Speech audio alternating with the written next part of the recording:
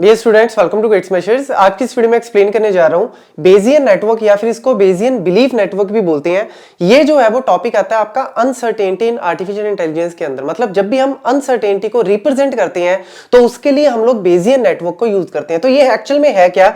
It is a probabilistic graphical model. Probability को represent करने के लिए एक ग्राफिकल मॉडल है और ये बेसिकली करता क्या है, जो मल्टीपल वेरिएबल्स हैं आपस में उनकी डिपेंडेंसीज को और इनडिपेंडेंसीज को क्या करता है, रिप्रेजेंट करता है कि कौन किसके ऊपर डिपेंडेंट है, कौन नहीं डिपेंडेंट। लेकिन ये रिप्रेजेंट करता किस तरीके से, इसको आप एक तरह से डेटा स्ट्रक्चर ही बोल सकते हो, प्रोबेबिलिटी का डेटा स्ट्रक्चर बोल सकते हो। लेकिन ये इंटरनली कौन सा डेटा स्ट्रक्चर यूज करता है? Direct a cyclic graph. ये यूज करता है आपका डायरेक्ट ए साइक्लिक ग्राफ। तो यहां पे वही चीज हमें यहां पे दी हुई है कि मॉडल है that represent a set of variable and their conditional dependencies via directed acyclic graph. Directed acyclic graph क्या होता है कि ग्राफ है जिसके अंदर साइकिल नहीं हो सकता, मतलब हमेशा ए साइक्लिक होगा, लूप वगैरह नहीं होता, लेकिन डायरेक्शन जो है वो दी होती है। मतलब आपको एरो दिए होंगे कि किस तरफ जा रहे हैं। जैसे एक एग्जांपल के तौर पे मैं आपको यहां पे दिखा रहा हूं, ये sprinkler, rain and grass wet, ये तीन यहां पे क्या है, वेरिएबल्स। आप इनको जनरल फॉर्म में भी रिप्रेजेंट करते हो। जैसे ग्राफ अगर मेरे को बनाना हो ए, यहां पे मैं इसको ले लूं लेट से रेन को बी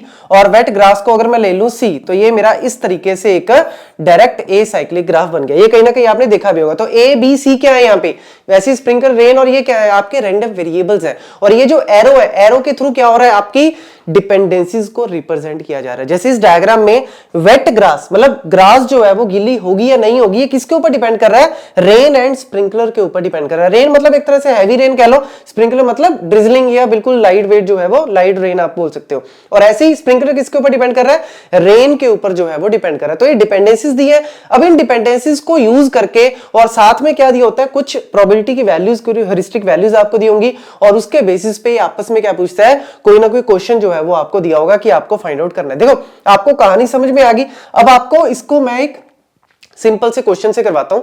देखो यहां पे सबसे पहले सिनेरियो समझना जरूरी है। रेन, ये देख लो, सबसे पहले एक तरह से आप इसको पेरेंट नोड भी बोल सकते हो। वैसे ग्राफ में जनरली हम बोलते नहीं है, ट्री में बोलते हैं हम पेरेंट नोड, बट आप इसको एक तरह से पेरेंट क्यों बोल रहा हूं मैं, ये एक ऐसी नोड है जिसको आप मतलब एक तरह से कह सकते हो इंडिपेंडेंट है, क्योंकि इसके आगे कोई नहीं है, ये आगे की तरफ जा रही है, मतलब इसकी तरफ कोई एरो नहीं आ रहा। तो यानी इसको तो आप सिंपल इस तरीके से रिप्रेजेंट करते हो कि रेन होने की प्रोबेबिलिटी कितनी हमें दी हुई है कि अगर देयर इज अ रेन, उसकी प्रोबेबिलिटी 0.2। तो आप साथ ही साथ क्या कैलकुलेट कर सकते हो, नो रेन, मतलब रेन की अगर 0.2 दी होगी, ये आपको गिवन है, बट नॉट रेन की आप कैसे फाइंड आउट करोगे यार? अगर आपको पता है एक इवेंट क्या है 0.2 और दूसरा इवेंट ना होने की 1 माइनस 0.2, क्योंकि प्रोबेबिलिटी की वैल्यू 0 और 1 के बीच में होती है। अगर होने की 0.2 है तो ना होने की 1 माइनस 0.2, 0.8 आप इस तरीके से कैलकुलेट कर सकते हो। ये सिंपल सा फंड है। अब आते हैं जी स्प्रिंकलर के ऊपर। स्प्रिंकलर जो है ये क्या है, एक ऐसा वेरिएबल है या ऐसी वैल्यू है जो रेन के ऊपर डिपेंड कर रही है, जो रेन के ऊपर डिपेंड कर रही है। तो पहले रेन के बारे में लिखना जरूरी है कि रेन ट्रू या फॉल्स, मतलब ऑब्वियसली ये किसके ऊपर डिपेंड कर रही है, सिर्फ एक वेरिएबल के ऊपर, दैट इज रेन। तो पहले रेन लिखो, और रेन की ऑब्वियसली एक वेरिएबल के ऊपर डिपेंड कर रही है, तो या तो उस वैल्यू को ट्रू में लिख सकते हैं या फॉल्स में लिख सकते हैं, या तो रेन है या रेन नहीं है। अब देख लो जी स्प्रिंकलर, ये क्या कह रहा है कि स्प्रिंकलर मतलब कि yes there is a sprinkle if there is no rain, मतलब देयर इज नो रेन तब भी स्प्रिंकलर होने के चांसेस कितने हैं, 0.4। और ये क्या कह रहा है, देयर इज अ रेन और स्प्रिंकलर होने के चांसेस कितने हैं, 0.01। और साथ ही साथ आप क्या कैलकुलेट कर सकते हो, there is no rain and no sprinkler. तो इसको आप कैसे डिनोट कर सकते हो, नो को मैं हमेशा नेगेट करके, और जो सिंपल है यस वाला उसको मैं सिंपल वेरिएबल से रिप्रेजेंट कर रहा हूं। तो there is a no rain and no sprinkler कैसे फाइंड आउट करोगे? अगर स्प्रिंकलर की प्रोबेबिलिटी आपकी 0.4 है तो 1 माइनस करोगे तो 0.6 आपकी इसकी प्रोबेबिलिटी आ जाएगी।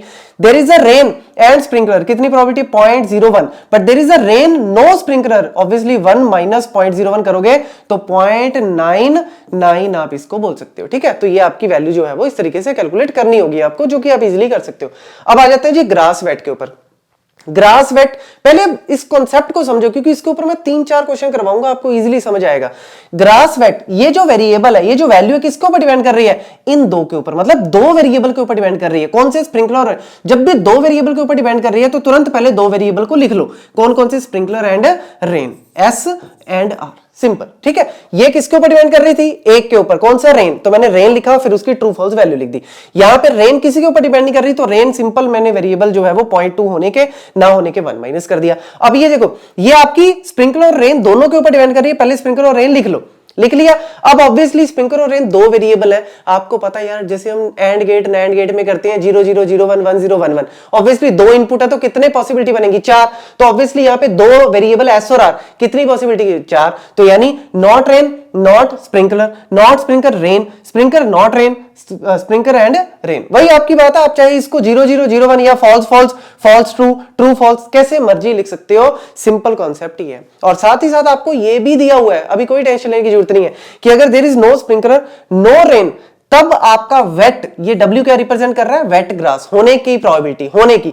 जब भी आपको डायरेक्ट लिखा हुआ हमेशा याद रखना होने की प्रोबेबिलिटी है कि जो आपकी ग्रास है वो वेट है, तो इसकी प्रोबेबिलिटीज आपको दे रखी है कि अगर let's say there is a sprinkler and rain तो इतनी प्रोबेबिलिटी ये है, ये नहीं है तो इतनी। लेकिन आप साथ ही साथ क्या फाइंड आउट कर सकते हो, नॉट वेट।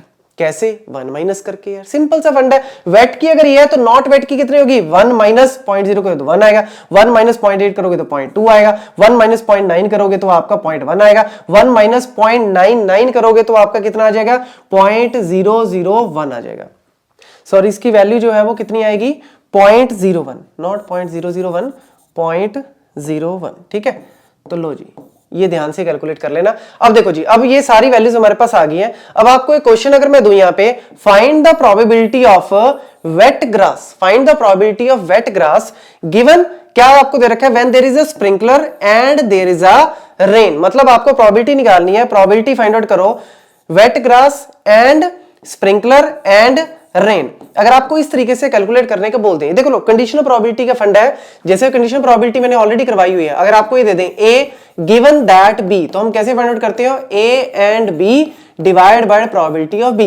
तो यानी ए एंड बी की वैल्यू कैसे कैलकुलेट की जाती है, ए एंड बी की प्रोबेबिलिटी इस तरीके से आ गई, और ये पी बी इधर जाके मल्टीप्लाई में हो जाएगा। तो वही चीज यहां पे है, हमारे पास एंड दिया हुआ है, तो मेरे को करना क्या है, probability of wet grass given that, कैसे फाइंड आउट करेंगे, what is the probability of wet and sprinkler and rain. तो प्रोबेबिलिटी ऑफ वेट, अब देखो वेट ग्रास किसके ऊपर डिपेंड कर रही है, ऑब्वियसली इन दोनों के ऊपर। तो probability of wet when there is a sprinkler and rain, probability of wet when there is a sprinkler and rain, तो ये आपको कैलकुलेट करनी है, मल्टीप्लाई, ये तो हो गया मेरा wet when there is a sprinkler and rain. अब उसके बाद देखो यहां पे स्प्रिंकलर भी डायरेक्ट नहीं है, स्प्रिंकलर भी किसके ऊपर डिपेंड कर रहा है, रेन के ऊपर। तो find the probability of sprinkler when there is a rain, and obviously उसके बाद find the probability of rain. ये वही वाली बात है, प्रोबेबिलिटी ऑफ बी जो है वो मल्टीप्लाई में जा रहा है। यहां पे देखो एस एंड आर, पहले ही जो है वो वेट जो है वो किसके ऊपर डिपेंड कर रहा है, स्प्रिंकलर और रेन के ऊपर, तो वो फाइंड आउट कर ली। फिर स्प्रिंकलर किसके ऊपर डिपेंड कर रहा है, रेन के ऊपर, वो फाइंड आउट कर ली। और फाइनली रेन जो है वो अकेला आएगा क्योंकि ये किसी के ऊपर डिपेंड नहीं कर रहा। अब ये वैल्यूज आप इजीली कैलकुलेट कर सकते हो। देखो इस टेबल को, probability of wet when there is a sprinkler and rain, S और आर जहां पे है, प्रोबेबिलिटी ऑफ वेट निकाल लो, क्या है 0.99। तो ये आपकी वैल्यू जो है वो यहां से आ जाएगी। अगर नेगेशन कोई ना कोई दिया होता तो आप उसी हिसाब से वैल्यू उठा लेते, लेकिन हमें जब भी मैंने आपको क्या बोला कि when there is a S and R directly I am using without any negation, तो आप सीधा सीधा वैल्यूज आप एस और R when there is a wet 0.99 ये निकाल ली। दूसरा प्रोबेबिलिटी ऑफ स्प्रिंकलर, स्प्रिंकलर की प्रोबेबिलिटी ये देखो आपको दे रखी है true and false. When there is a rain, when there is a rain, rain जब ट्रू है तो प्रोबेबिलिटी ऑफ स्प्रिंकलर कितनी है, 0.01।